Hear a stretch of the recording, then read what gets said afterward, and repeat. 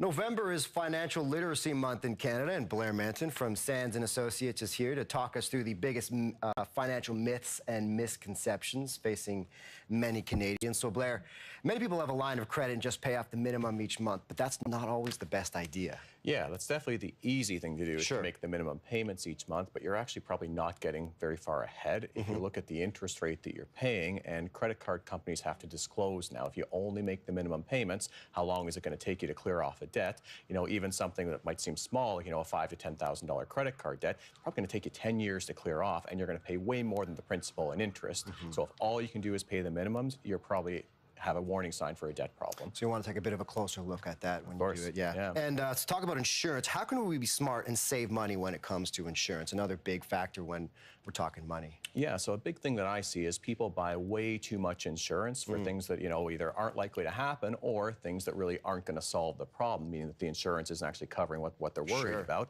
The biggest one that I see is for balance protection insurance. So if you have a credit card and you charge things each month and you sign up for the balance protection insurance, even if you don't carry a balance, they still hit you with a charge of about 1% of your purchases. And the important thing is, if you ever need this insurance, all it does is pay your minimums for a period of time that you're unemployed. It actually doesn't pay off the balance, so probably by the time you're employed again, this insurance has just basically treaded water. It hasn't gotten you any further ahead, and you've paid a lot of fees for that insurance over the years. So would that kind of be one of those key points of reading the fine print? Oh, definitely, yeah.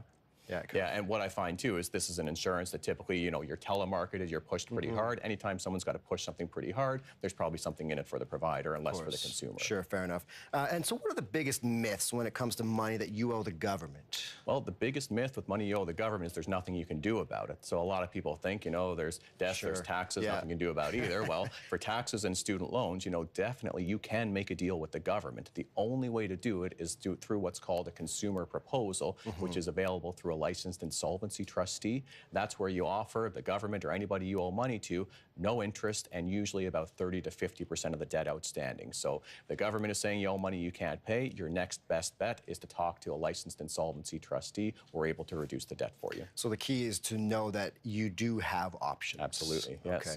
And there's a lot of confusion when it comes to credit ratings. Explain that. Well, the biggest thing I see is people think about credit ratings as a barometer of their self-worth. I'm a great person, I've got an 800 credit rating. I'm a bad person, I've got a really bad credit rating. Pride. Exactly, it is. So the biggest thing to keep in mind, two things. One is your credit rating can change over time. So it might be perfect now, hopefully to be perfect in the future, but if you need to take some steps to restructure your debts, even if you had to file for bankruptcy, you can rebuild your credit rating in 2 to 3 years. It's amazing how quick you can rebuild things. The second thing to keep in mind is actually most things that you do to improve your credit rating might not be the smartest things for you personally, like making just minimum payments each month. That gets you a great credit rating, but it gets you no further ahead for saving money or actually paying off debt.